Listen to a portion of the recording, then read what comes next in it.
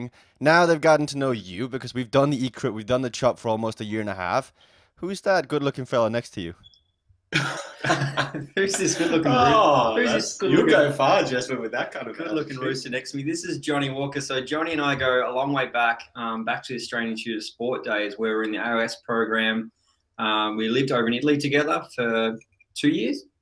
I was in the program 3 years, so I did an extra year earlier than when Johnny joined on, and then we raced together across Europe, trying to turn pro. We both ended up picking up a team. Johnny went to Spain, I went to France, and here we are back again. And it looks like some of these people here are probably trying to do the same thing from their living room, and that's all possible now with Zwift Academy, just launched today.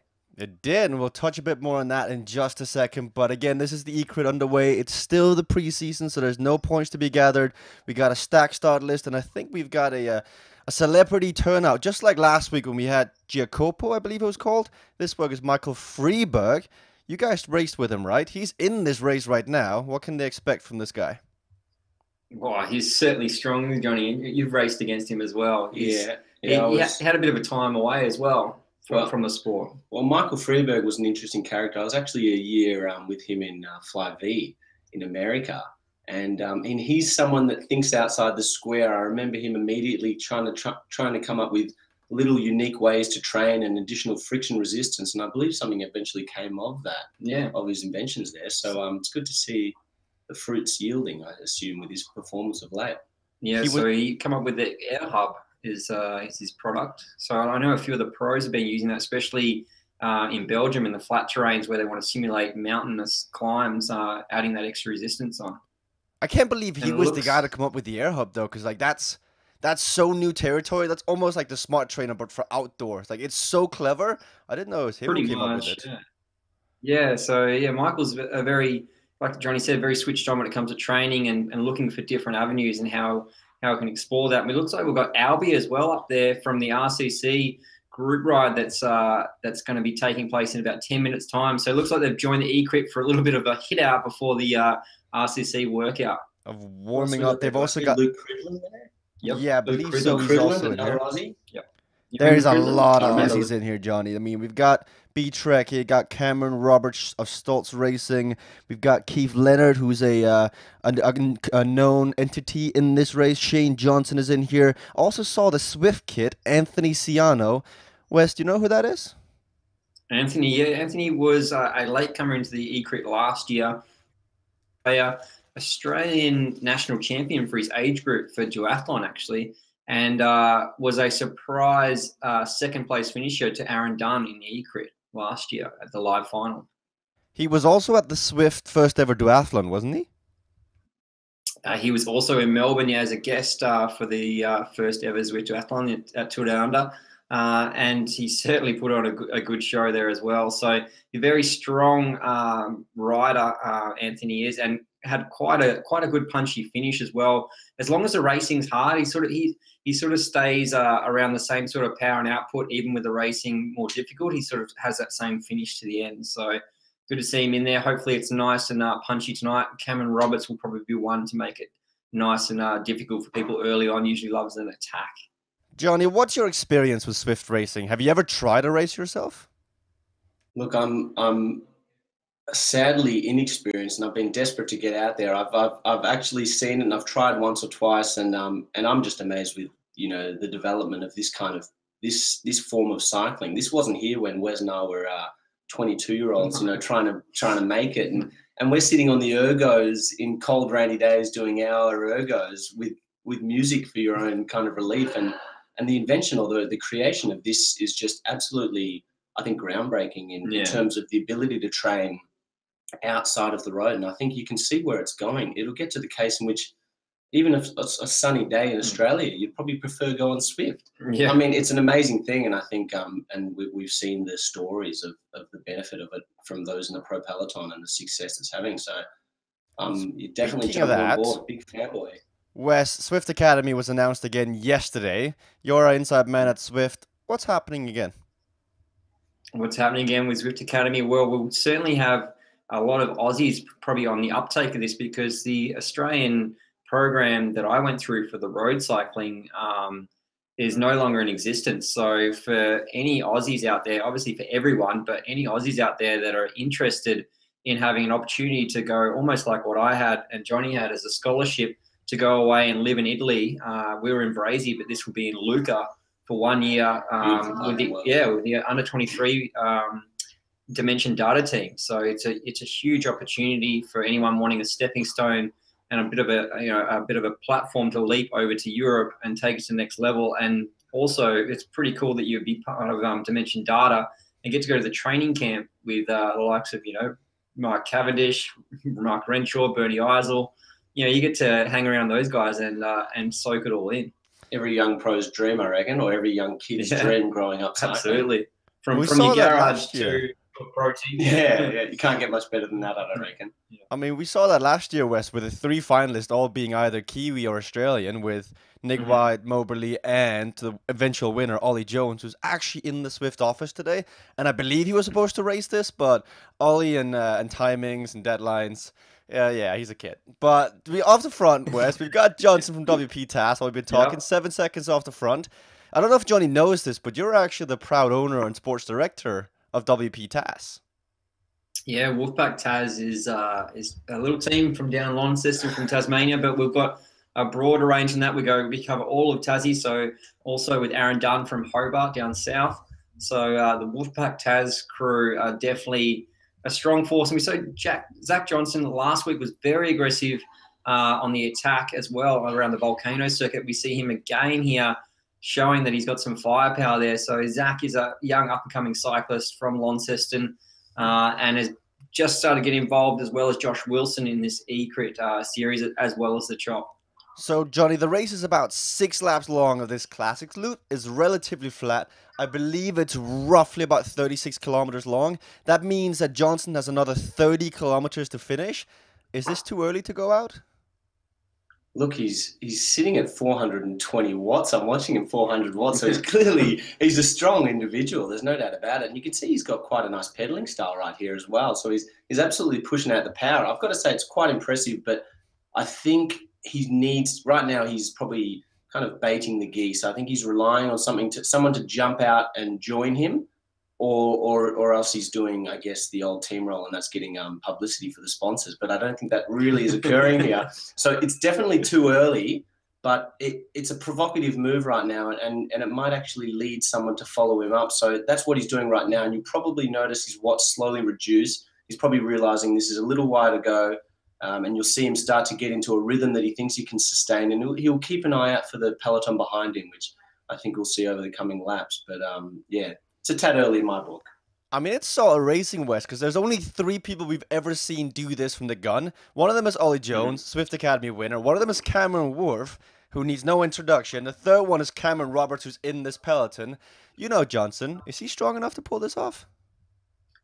I know Johnson, but I don't think that he's probably strong enough to hold it away for this whole race. No, I don't think so. Like, Johnson is showing he's a strong rider, but I think with the eager pack, like as we can see here now, Trekkie going up the front here, I just think that they're going to edge him back. And this could be an opportunity as well for someone to go over the top here. Someone like Cameron Roberts is my pick to go over the top as soon as this comes back. Am I missing something, Wes, or was Trekkie not on WP TAS last season? No, Trekkie wasn't part of WP TAS. Trekkie come on late last season, but yeah, we didn't snavel Trekkie up. It's a wonder that you didn't jump on him over at Vision there and sign him up. Hey, can't get all the great riders. They now have Cameron Roberts, Linton Savatsky, Jeffrey Keel, Anthony Ciano. I mean, it's a mini Team Drapag over there with the talent from Australia. Look out for the next season of the E-Crit. But anyway, Johnny, have you ever had the chance to actually race on this course, the Ride Prudential course? No, I mean, I haven't had the opportunity. It looks like a great course, I can tell you that much. It kind of looks similar to the Champs-Élysées. I'm trying to kind of figure out exactly what kind of route we're doing there. Which, I mean, yeah, a mix of, you can clearly see I'm seeing some London flag or some English flags there. I'm saying Wes is probably more experienced in such courses. This looks like it's a bit of a parade for the final of the Grand Tour here. So, do you think they feel the same way, Wes? The races right now that it's a parade. I don't think they feel like it's a parade. With we see 147 heart rate here Jeffrey Keel also, he usually has that low heart rate and looks after himself well. That 90 cadence there, as you can see on the left-hand side of the screen, with the heart rate at 150 odd now at 400 watts. So even though it may not look like it's too pressing at the moment in terms of heart rate, this is certainly a solid effort still.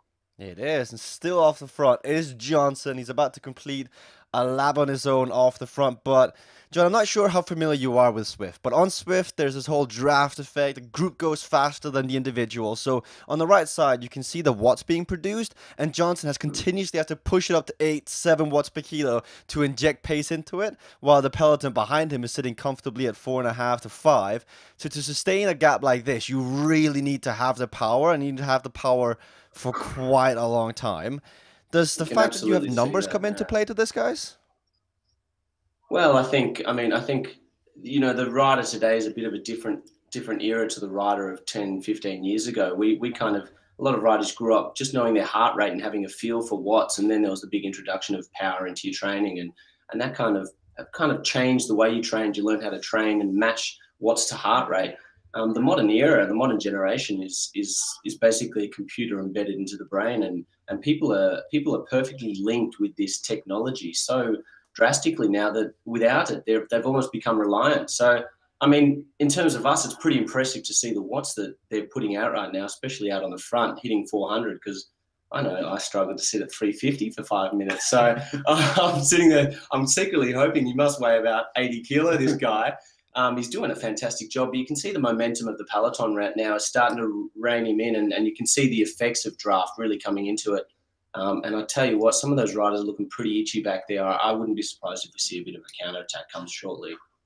Every time we get to this point of the course, it's the only bump. It's the Trafalgar Square Hill, 200 meters at about 5-6%, enough to just weaken off some at the back. There's something I want to hear your opinion on, Johnny, because on Zwift, there are these power-ups. So sometimes you're going to see a blue icon above their name or a green icon. It improves either their aerodynamics, it makes them lighter, or it makes them more likely to draft another rider. How do you feel about that? Is that welcomed, or do you think that shouldn't be in racing? Oh, I think that's very welcome, because I think, you know, for anyone not hugely into cycling, it's such a tactical... Johnny, a huge Mario Kart fan. Absolutely. I mean, I think already the mix of any additional factors makes the interest in this whole game so fun. Or, you know, this is the mix of reality and virtual reality, and we're at the forefront of really what could be a fantastic evolution into something that we'll reflect upon with a lot of awe. And I mean, the truth is, cycling's a hugely tactical sport, and you can see, you know, so much more than the strong man starting off the grid and running for 10 seconds straight flat out. It's the best rider doesn't always win, and that's probably why riders like Wes and I like cycling, because, you know, it gave me a chance to try and get some victories here and there. To be crafty. Wes was a bit more of a talent, but I mean, you know, that's the beauty of cycling, and that's probably why everyone here is attracted to it. So I think those additional factors is all part of what makes it such a great sport. And Johnny says more of a talent. He's a top 10 finisher in the Vuelta of España. So, yeah. That was just sniveling the wheel. So, like, for you, that might not be a massive achievement. I don't know how you feel about that, Johnny. But everyone else out there, like Mr. 4 watts per kilo here, that's pretty amazing. Like, talk to everyone out there, top 10 in the Vuelta. Like, how did that happen? Well, like most careers, some people are quite fortunate and some people aren't. And I was definitely one of the lucky ones. I had a very successful brother, William Walker, who's quite well known. So he helped pave the way in terms of how to train and you know, what kind of things you should be doing at certain ages. So it's like, you know, 16, I learned straight away how hard you had to train and what it means to train. Very quickly, I didn't have to kind of figure that out on my own, and straight away, very professional attitude. And then I was in the Australian Institute of Sport with the likes of Wes Salzberger, Simon Clark, Cameron Meyer, Travis Meyer, Jack Bobridge, Zach. I mean, I think there's photos where there's 8 of us, and I think every single one of those riders was professional. Yeah. And not only professional, I mean, a great professional. So I was probably just swept up and lucky to also have a chance at a year. And then I did the Vuelta, and the Vuelta was, I mean, amazing experience. Wes has done, I don't know, the Tour and the Vuelta twice. Mm-hmm. But, you know, it's like a marathon. I've done a marathon once. I probably didn't need to do a second Grand Tour. It was bloody hard. Yeah, I'm not sure. You were away. He's selling himself short again. He was away in a breakaway and almost hung on to the stage win for one of the stages at the Vuelta. He only got Right. caught in the closing 5 kilometers or less, I think it was. Thanks, Wes. Yeah. I think it was 500 meters to go now that I think about it. It was, yeah. So each year it goes by, this story becomes more and more, I guess, not Legendary. elaborate, but yeah, legendary. That's the word That's for right. it, Jesper. Yeah. So That's part of getting older, Jesper. I think you know that, don't you? yeah, I think Johnny actually. Not as well as you I guys. don't know if it was official or unofficial results that Johnny was actually second in the Volta a España. Yeah, overall, I think that sounds something familiar. At least that's what I'll tell my grandkids.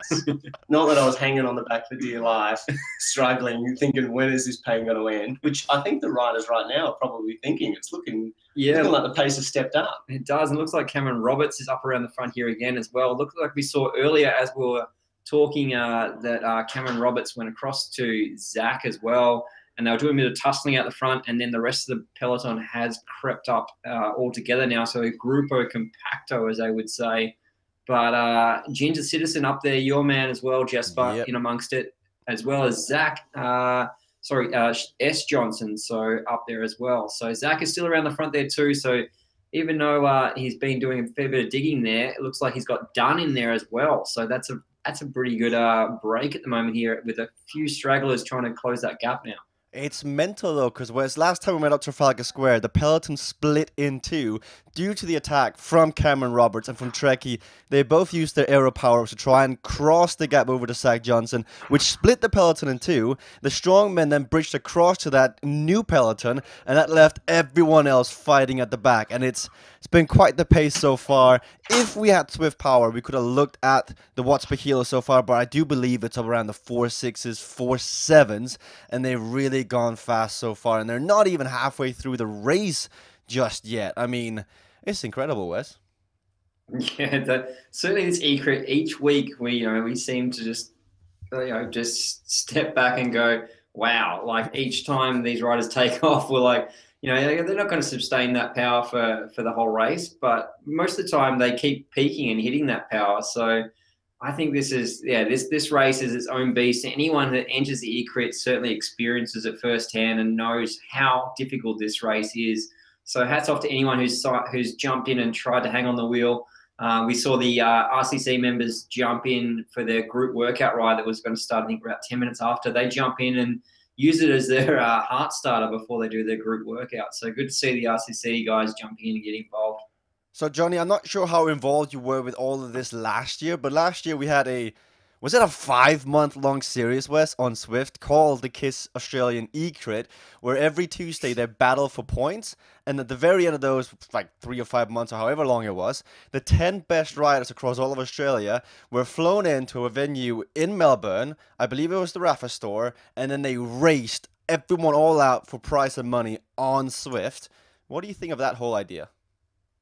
It's fantastic. I think it's so cool. I mean, it's just I'm just annoyed it's not wasn't around when I was really riding seriously. But yeah. Wes has informed me that he's going to help set me up, and I'm going to start competing in some of these races. And so we was actually thinking about on Thursday night, Johnny coming into the office here in Melbourne, and him jumping on and racing just next door while I'm commentating on him. So he was keen for it. So sounds good.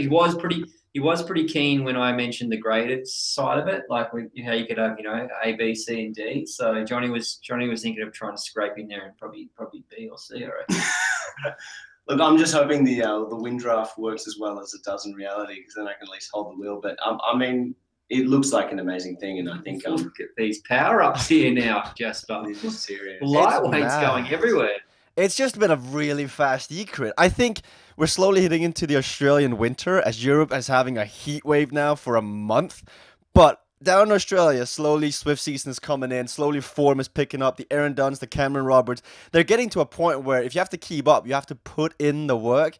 And we're seeing that now, and it's just going to get even tougher and tougher and tougher. And also, Wes, with the addition of the chop to the racing calendar, the level of fitness is going to be so real once the Ecrit actually gets underway. I'm just lucky I'm on this side of the camera and not on the other side, because my legs would be torn off.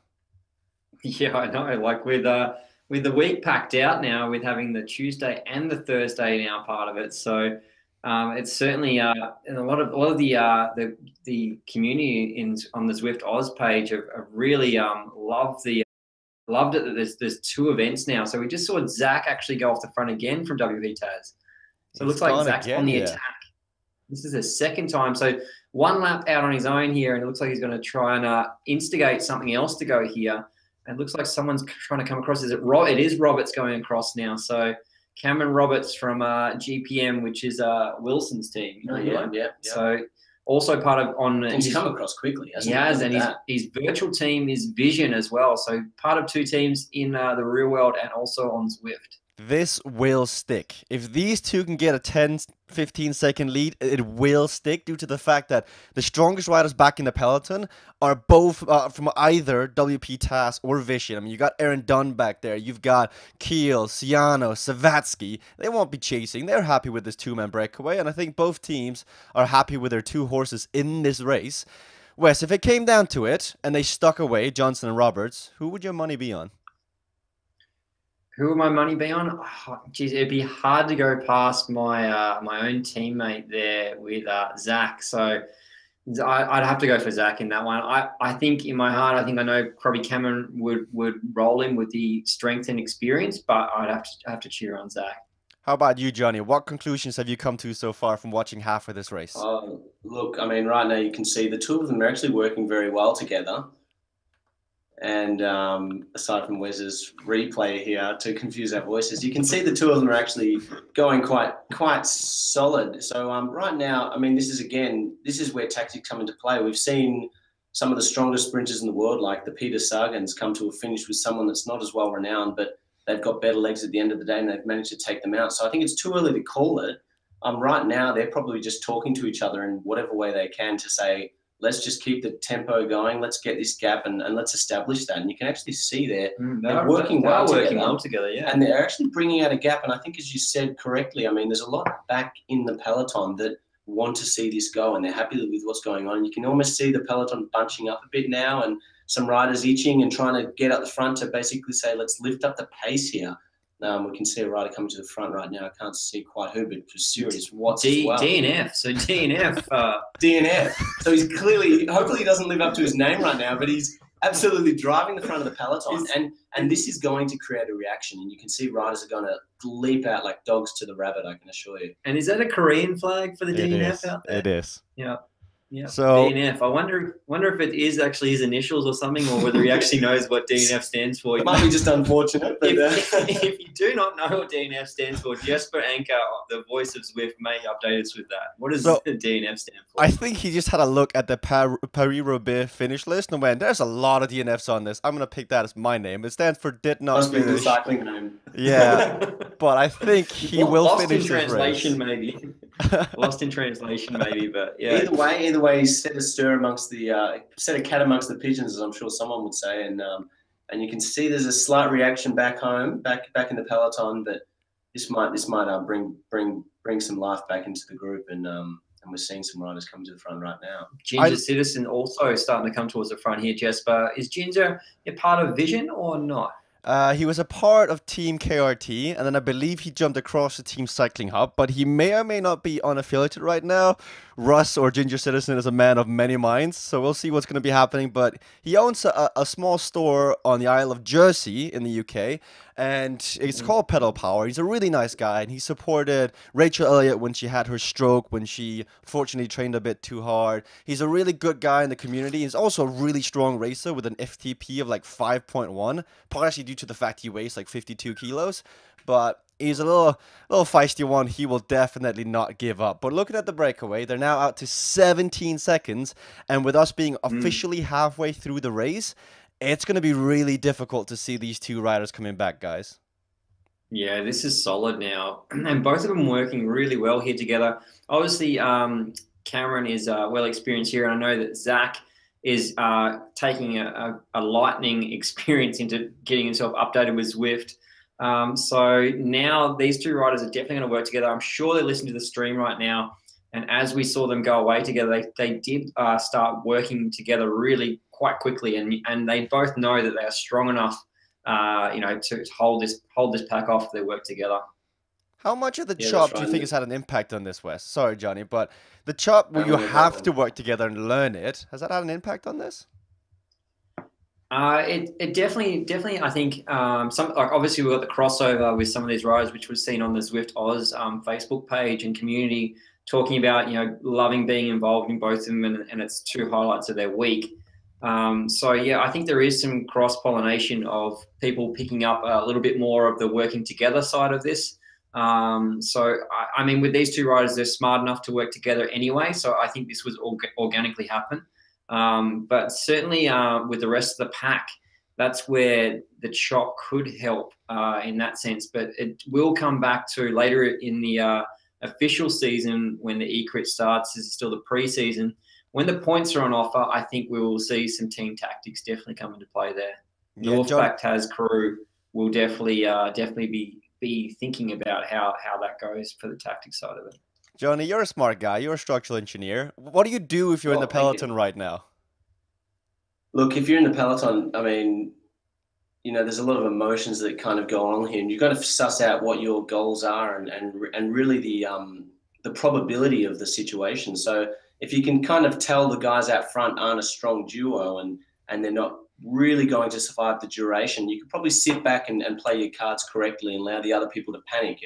Cycling's a kind of a game of poker, and it's almost he who bluffs first or shows their fear first is the one forced to chase. So that's why you'll see this delay, which we kind of often see in the peloton prior to them actually creating a focused chase in which they'll actually try and bring the peloton back, or the breakaway back rather.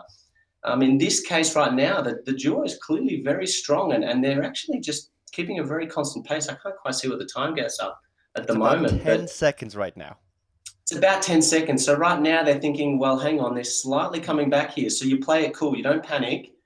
And you hope someone else panics and comes to the fore, which clearly is happening. So the duo is still going strong and they're still putting out the power, but the peloton can see them. And on these U-turns, they've got their visibility in sight. So that's also going against the breakaways' chances right there. They're inside and that chasing effect's coming into play right now. So yeah. I think it's playing it cool right now. We see Zach using his power up here, dropping a little bit. Cameron having to work harder to try and stay in the slipstream here. So obviously knowing that gap is coming down, the choice to use that aero power up, which is the most powerful aero power up, is the most powerful. I can't even think what it's called here, Jasper. It's the power up. It's the power up. I'm saying power up. It's the most powerful power up. Yeah, that's what I didn't want to tongue tie it, but yeah, it's the most powerful power up. And we see Zach using that there also. Obviously, it's still a little way to go, but these two are prepared to take it all on, but especially using a power up, which is the strongest one, which you could actually save for the sprint, which Zach has used to try and make sure they establish and hold this gap now. I think that's a reflection of the commitment right now that they're putting into this break. I mean, they're playing all their cards right now. So these guys they're all in. They've laid their cards on the table and they've said, you know what, here's my hand. Let's go for it and let's see how we go. And they're not saving themselves for the sprint right now. And you can see these are big watts these guys are putting out. So these aren't 180 heart rate now too. Yeah, these guys are in the top of their threshold right now. There's lactate coming out their eyeballs, and they're putting everything they've got on the table. And I mean, it's an impressive effort, and I think this is what everyone comes to watch. And I think the peloton's really got to get focused to actually try and bring these guys back. It'll be interesting to watch. So speaking of power, because the tour is coming up, just to correlate for the viewer out there, what sort of power is required to actually race that? Because I have no doubt that the snack game is going to be strong down under when watching SBS or whatever. What kind of watts do you actually need to compete in the Tour de France? So up that top left corner, you see absolute watts. Wes, do you know what you were racing at back then? Oh, well, to be considered a domestique, it's above the 5 watts per kilo sort of average. I mean, even in the gruppetto, you're Johnny knows this from doing the Volta. Like you're putting out gruppetto. Thanks, Wes. Gruppetto, Johnny definitely knows. Definitely knows this. Yeah. Not off the front, but gruppetto. No, because the day before you're off the front and almost on the stage, and then the next day, you're only human. You're in the gruppetto. I was in the cars. Yeah. So. You definitely are up around the 5 watts per kilo. I know that for a hard day in gruppetto, you can average well over 5 watts per kilo into the 6 watts per kilo just to make the stage. time cut, because especially when someone goes off the front of a break or stays away, or you have, I think back in the day, who we would have had like that was doing, who was finishing, like it would have been like likes of winning the races. Yeah, like Kobo was back in your day, so like it was these other riders that are going out, nibbly going out solo on some of these stage and finishing. And so then if you are in group pedo, then that's when there's sometimes going to be a really big sort of oh shit moment when you realize that you actually have to you're not going to make time cuts. So the actual group pedo actually swaps off and chops off, like we're seeing these two work at the front. It's all to the line, and some of these are mountain stage finishes. So if you don't hang on, then you're gone. Like you have to finish with that group. The likes of Greipel or someone like that is in that group. So even if you are out of time limit, sometimes they will let it back in, but you have to stay with that main group, otherwise you're out of the race. I think that's quite evident as well as when pro racers show up, because they might not always have the race smarts to win a race on Zwift, but I can guarantee you at the end of the race, they will have averaged like 5.6 or close to 6 almost. Because that was the unfortunate stream that the internet went down for. But Cameron Worth, when he showed up, just how strong was he? Like, what power did he put down?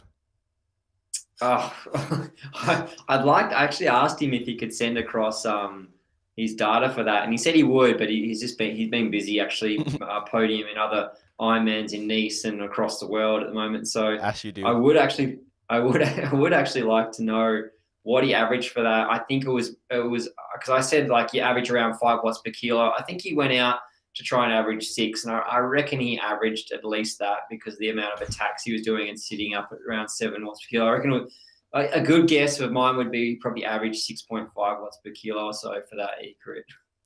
Johnny, there's quite a lot of youngsters watching this stream and watching the E-crit again and again. If you can give one piece of advice to actually get to that level, to go pro like you two, what would that be?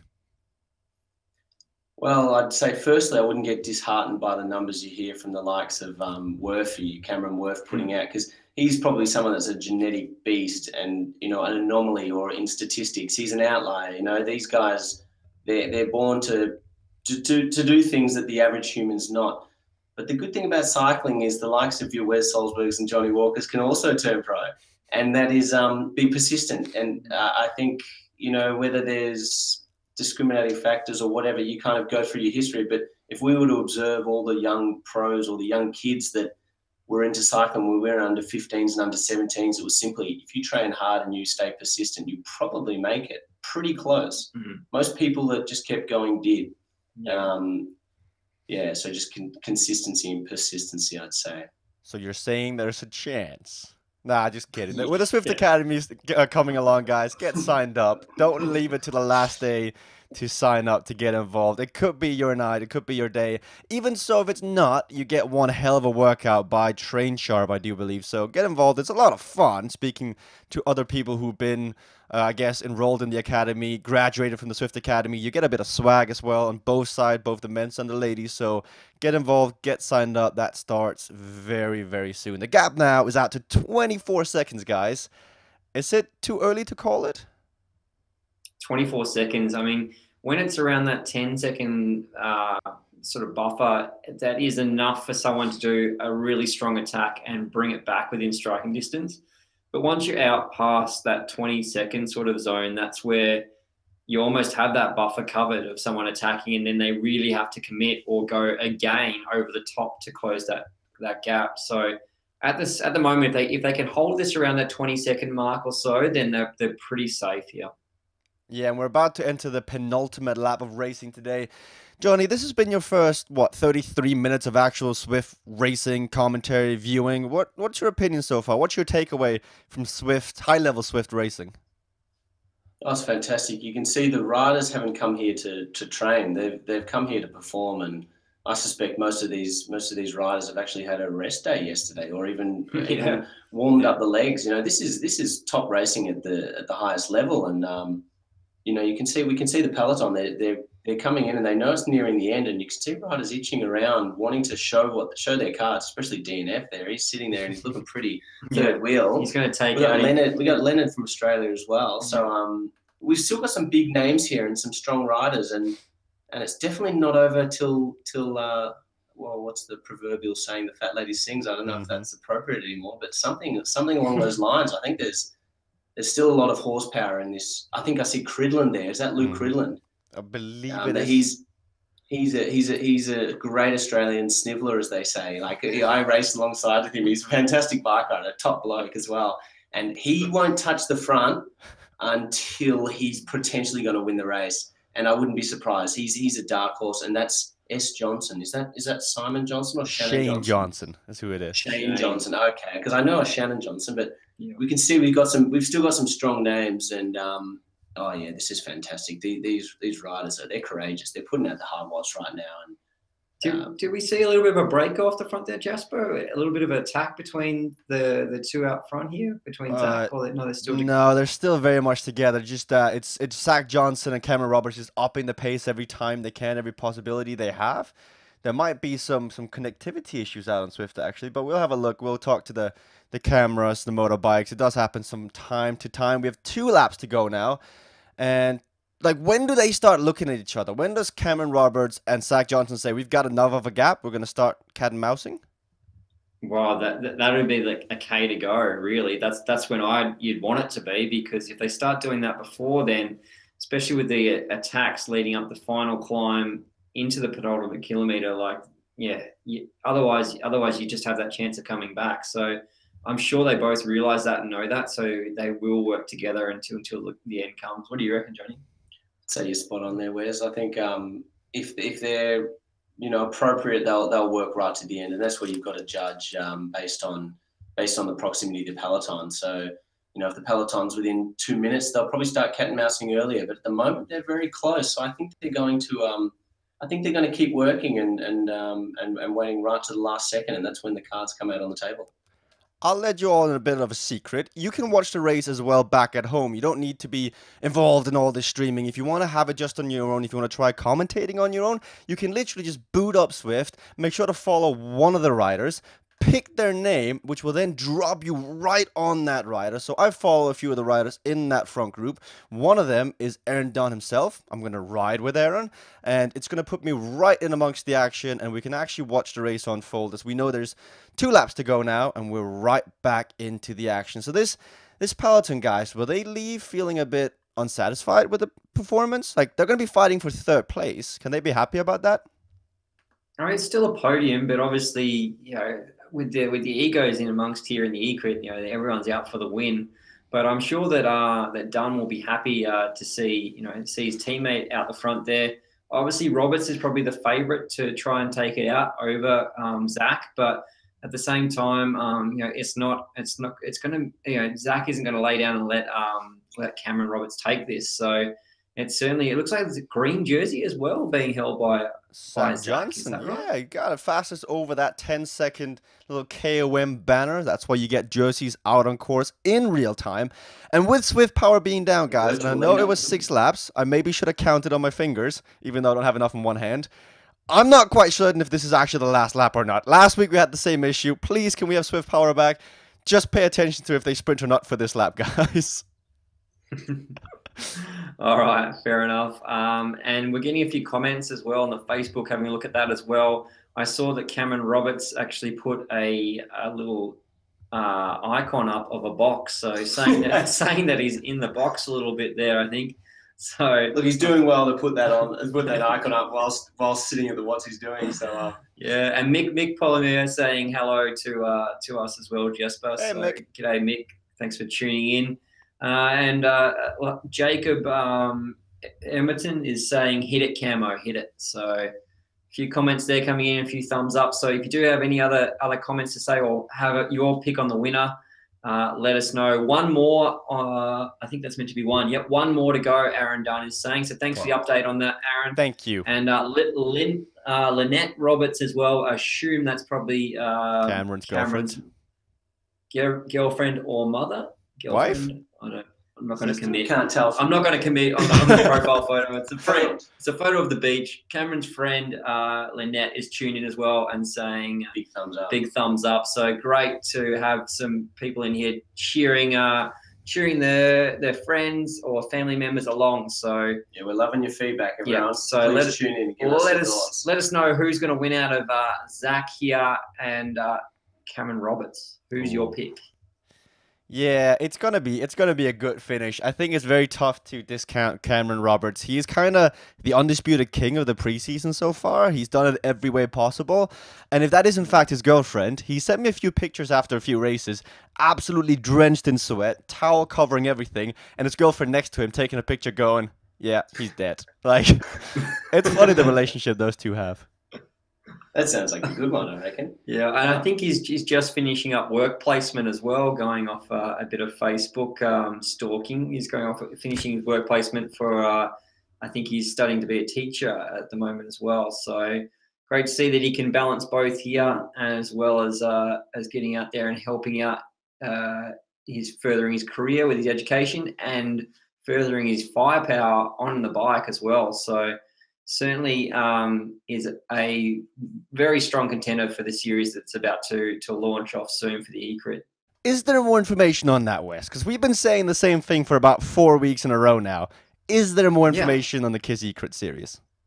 Oh, absolutely. There'll be more information forthcoming. Zwift Power now you have the opt-in. So if you haven't seen that, you can opt in to give access to your data. So make sure you go across on the Zwift Oz page and Zwift Riders Facebook pages. There's some information about that, which I posted last week. So opting in, and now the final parts of the pieces of puzzle are coming together for that to make sure it's all for the benefit of the individual using the platform as well. So I know some people are getting frustrated about it, but it is for your own benefit, for the data, for the laws that have come into effect. So with that, hopefully we will have a series starting very shortly, and I will confirm that on Zwift Riders hopefully next week. Johnny, are you going to be involved this time around? Absolutely. I think you're mad not to get involved. This is looking awesome. So I reckon everyone get out there, set it up, and let's jump on. I'm definitely on board. Who would win in a race this day, right now, this hour, Wesley Salzberger or Johnny Walker? I would, because Wes is riding the slowest townie I've ever seen, and I've still got a good bike. And I'm actually riding to work 25k each way, so I'm probably training more than I did as a pro. Yeah. Yeah, so I'm actually reasonably fit, but I'm actually not going to say that because Wes is still one of the fastest finishes I know, so I suspect he would. But I'm looking at that. Are we seeing the move here? We're seeing 550 watts. He is putting the power down. Where's the bell, Wes? Where's the bell? Where's the bell? Oh, Johnny, no, the Hummus Cup doesn't quite do it. 1 year and 3 months, and we still don't have a cowbell. This is typical Wes and Jesper. This is a big move, though. These are serious watts coming out right now. But we're back on the wheel. Johnson's come back up. Is that right? Johnson's on the wheel in the green jersey there as well. So Shannon easily made that connection back to the wheel. You know, close that gap as it says in front of you, 4, 3, 2, 1, and it's easily come back on the wheel there. So this might be a really good fight here. I'm looking forward to seeing the battle here with Zach and Cameron. So Zach, if you're listening now, make sure you look after yourself as well. Although don't do too much on the front there. Just keep the peace with Cameron Roberts here, because you two now just need to obviously keep that gap established. And what's the gap there now? 13 seconds. 13 seconds. So this is not much time. There's still a chance here. How long to go? What have we got? We've got 1 lap to go. So that was the bell with the cup. 3.5 kilometers. So it isn't long to go here, but I think these two will definitely stay away. I don't know, where's the rule of thumb is 10 seconds for every, a minute every 10K, 10 seconds a kilometre. But in the final kilometre, the speed of the peloton, they could still reel them in. I don't think we catch our chicken or hatch the chickens or count the chickens till they hatch, whatever the saying is. I don't think we're going to catch the chickens. I don't think we're doing anything, but you never know. Sitting there right now, and they're hungry. They're hungry. So these boys are still got to put down the tempo, and you can see that. Look at that. We're seeing a bounce of 400 watts, 500 watts, 650 watts. Some people can't even hit these watts sprinting. So they're doing this after being at the front all day. So this is a serious effort right now, and they're dancing. I think we've got a distancing of the wheels here. So we've got to have he's fighting to get back on the wheel right now. He's actually, you can see he's got to get back in that wind draft. And this is really on right now. That's as simple as it is. I like Johnny. You're a good match to Wes's Dadarisms, I guess, that humor. It works quite well with you two over there down in Australia. Thank you very much. The gap is now coming back out to 16, 17 seconds, but it's depending on where they are on the terrain at the given time out on course. I gotta agree with Wes, though, with half a lap to go. These two are the strongest riders in the entire peloton. Even if they were to get caught, they would still have enough to go away one final time in the final kilometer. The patented Pat Shaw finish attack, which... Have you actually seen that before, Johnny? The Pat Shaw attack. 1 kilometer to go. Pat Shaw kicks it to 9 watts per kilo and never lets go. Well, look, Pat Shaw is one of the most ferocious riders out there in the peloton. He's like the he's got the mental aptitude and the tactics of the Socrates and the Platos of the philosophers. Yet he's like a caged dog when he attacks. He's absolutely unbelievable to watch, and that's probably why he was so successful. You know what? I mean, the 1K attack, I think these guys are clearly going to push it right to the line. You can see they're swapping turns really well, and they're working as a strong team right here. So they're going to take it to the line. I agree with you. They're putting out some big watts when they need to. So they're still showing they've got a bit up the sleeve. But I really wouldn't discount the peloton just yet. I'm on the edge of my seat right now, and I think the rest of those watching in are. Yeah. And what's the other comment that's come in by Cameron here, Johnny? Cameron Roberts, mum. So it's mum. Mum, so mum's the supporter. And he said, geez, get out. So I don't know whether he means get out of it, mum, or us calling his mum his girlfriend. I think that was you, Jasper, who suggested that. So you got that one wrong. Any support's good support right now. I mean, and I think when you've got your mum on the side of the road cheering, whether it be literally or figuratively in this spot, I mean, that's what he needs, and that's going to help him get over the line, I reckon. So every cheer is a good cheer. Come on, Wolfpack Taz. We're coming up to the final ascent of the Trafalgar Square bump, you can almost call it. 200 meters, and again, at 6%. If you want to make your mark, if you're not a sprinter, if you want to try and bridge across, this is the moment. If you've got a featherweight, you pop that power up and you give it everything for 25 seconds. Die and go across, see what you've got. Otherwise, you've given it everything. Top right corner, you can see the map. You can see the two groups. There's the two dots in between, the two orange dots. That's the actual distance out on course as they head up the climb. 10 seconds is the gap. Who's going to line it up back here? We got Ginger Citizen, we got Boom Bike, we got DNF from South Korea. Boom Bike, yeah. We got Trekkie near the front as well. Sorry, Wes? Come on, DNF, hit it. I said Boom Bike making a comeback. Trekkie also up here. DNF trying to get up there as well. The Korean flying. 6 seconds is the gap. 6 seconds here at the top. I tell you, the peloton is catching. The peloton are hungry, and right now we're seeing a collective effort from the peloton. 4 seconds. They can see them. They're literally up there. But the way Zwift works is if they don't close this gap right now, it will go right back out to 10, 11 seconds. So someone has to take the initiative at the front right now. Whether it's Trekkie, whether it's Johnson, Keel, somebody have got to close this gap. I'm going to call it out. Boom Bike has got to close this gap. We've got Sasuga on the front right now, setting a ferocious tempo. And then we've got the riders here. They're not Trekkie. Trekkie Kiss from Australia. He's driving the front of the peloton right now, and I think we've got some of these riders sacrificing themselves to bring this back. I think they're hungry, so I'm not certain that this is over. These are big watts being put out on the front right now. This is impressive. No, and there they go around the hairpin corner there. It's the switchback. Oh, they've taken it fast. They've taken it very fast. Oh, this is going to really come down to the wire here. These two out in front have been out there for a long while now on their own, a couple of laps, if not 3 to 4 laps. I think they were out there on their own. So coming under the K to go banner here now, I think they're going to hold on because they're both so strong anyway. Whether or not they get caught, they're probably going to finish in the top 3. That's my guess. 7 seconds. It's gone out again by 2 seconds, but it's so fast. And you would think the peloton, when they get up to speed in a sprint, they would have more of a draft, they have more of an acceleration. But Johnson and Roberts, they've done all the work. Can they pull it off? 700 meters to go. They're going to turn right in just a second, go on to the red roads, and then sprint it to the line. No matter what, I think we'll see a handshake between Johnson and Roberts at the end because they work so well together. But Wes and Johnny, here we go. 48 minutes, and it's going to come down to the last 30 seconds. The gap is 4 seconds, 3 seconds. It's Linton Savatsky. It's Huspeller with an aero power, but at the front, Roberts has only got a drafting power up. And that is El Hospeller from Denmark, who's actually putting down 10 watts per kilo. Cameron Roberts is trying to do it. Mike Davis from the United States of America. But it's going to be A Dane, unless Mike Davis can catch him on the line. It's going to be Mike's close. coming up on the line. He's coming up fast. And he's On going to the do line. it. Mike Davis. Davis. He's ridden the CVR World Cup in Los Angeles live there. He finished second or third in the performance final. He's got a great sprint on him. He won the CVR postseason as well. This man can sprint. Guys, Cameron and Johnson, what went wrong in the end?